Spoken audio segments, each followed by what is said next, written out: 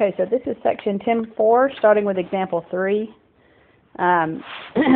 We have a word problem. We've been talking about the ratio of perimeters of similar figures being the same as the similarity ratio of perimeter of the similar figures, and also that the ratio of their areas is the similarity ratio squared, each one of the components squared.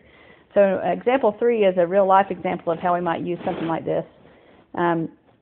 It says, during the summer, a group of high school students used a plot of city land to plant a vegetable garden and harvested 13 bushels of vegetables that they gave to a food pantry. Their project was so successful that the city will let them use a larger, similar plot of land next summer. In the new plot, each dimension is 2.5 times the corresponding dimension of the original plot. How many bushels can they expect to harvest next year? Okay, so we don't know the exact shape that the plot of the garden was, but we don't have to know. What they tell us is that the new plot will be 2.5 times the dimension of each dimension in the original plot.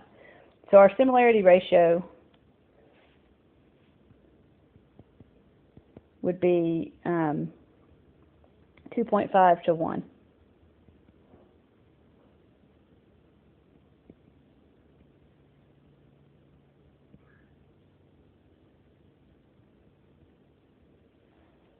Okay, so we are talking about the larger to the smaller. That would tell me that we're not too interested in perimeter. We are more interested in the area they have within that shape to be able to grow the vegetables. So if I take the similarity ratio and square each part, then I could get the ratio of their areas.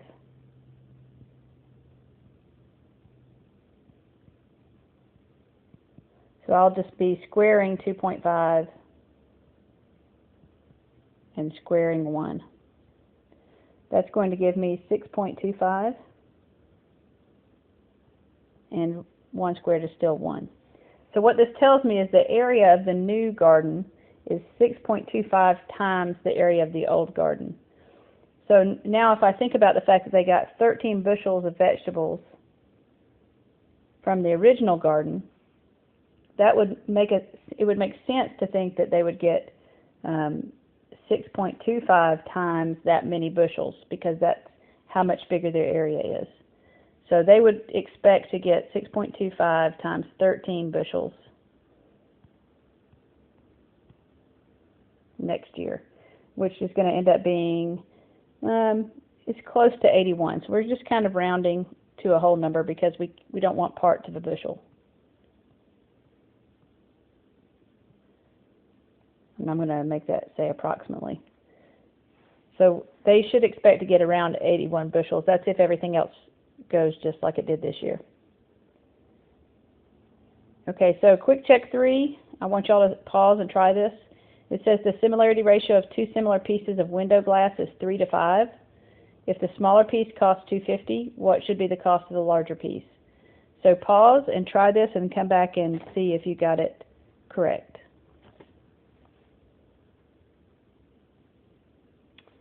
Okay, so again, we're going to be comparing area. So if the similarity ratio is 3 to 5, the ratio of the areas would be equal to 3 squared to 5 squared.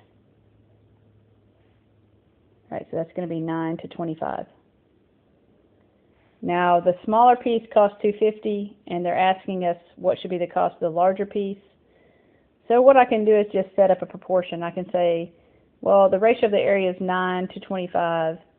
That proportion should be the same, or that ratio should be the same as the ratio of their cost. So $2.50 for the smaller piece, and I don't know what we need to charge for the larger piece yet, so I'll just put an X there.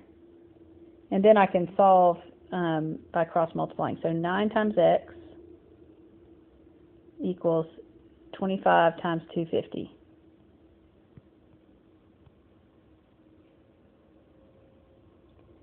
All right, so that's going to be, leaving the 9X like it is for now. That's equal to 25 times 250 is 62.5. or 6250. And then I'll divide both sides by 9. Since it's money, if I need to round, I'll round it to cents. Okay, so this turns out to be about $6.94.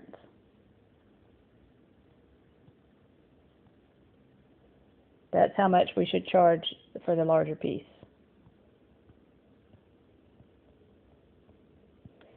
It's always good when you're doing word problems to, once you get the answer, to check and make sure it's reasonable.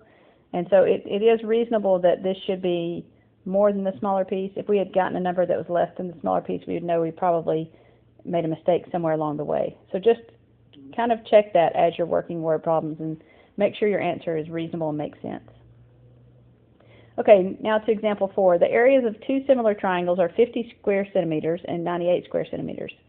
What is the similarity ratio and what is the ratio of their perimeters? So what we have here is this time we're going backwards. Remember we had the similarity ratios, if the similarity ratio was A to B, then the ratio of the areas was A squared to B squared. This also, the similarity ratio A to B was also the ratio of the perimeters. And so we can just kind of keep that in mind as we work through this example. So my two similar triangles have a ratio of the areas that is 50 over 98. Now, if my areas are the similarity or the ratio of the perimeter squared, then what I'm looking for is if I can take the square root. 50 and 98 are not perfect squares, but I could reduce and see if that helps me. So if I divide the top by 2 and the bottom by 2,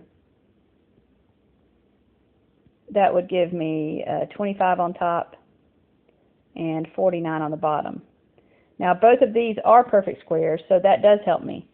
So that's equal to a squared over b squared. If I take the square root, that will tell me what their similarity ratio is when it's reduced. So the square root of 25 over the square root of 49. That's going to give me 5 to 7. So that's the similarity ratio. It's also the ratio of their perimeters because those two things are always the same. So 5/7 is my answer on that one. Okay, now try quick check 4. It will be similar to example 4. Pause, work it out, and see if you can come back. The hint will be that you need to see if there's something that will divide into both of these that will then leave you with perfect square numbers that you can take the square root of. Okay, so hopefully you tried that. So I have that my ratio of my areas, a squared over b squared, is 1875 over 135. Now, it's always okay to start out by just trying, if it's a really big number like 1875, try dividing 135 into it. That didn't happen to come out right this time, but we could reduce it some. In this case, I believe 15 goes into both of them, so let's see. 1875 divided by 15 is 125. And 135 divided by 15 is 9.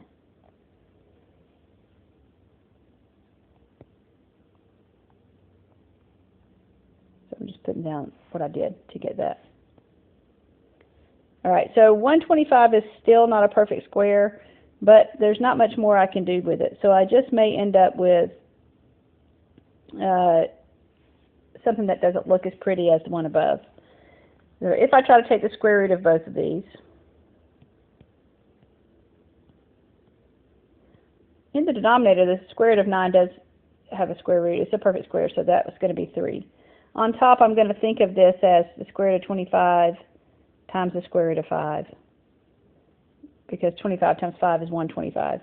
Then I can take the square root of 25, which is 5, and just I'll have a square root with it, square root of 5. So it doesn't reduce as nicely as the example 4, but it does reduce. And so my question was to find the ratio of their perimeters. and that's exactly what this is. It's a similarity ratio, which is also the ratio of the perimeter. So when I start with the ratio of the areas, I will be trying to take the square root, but sometimes I need to simplify first before I can easily do that. Okay, so good luck with your homework. Let me know if you have questions.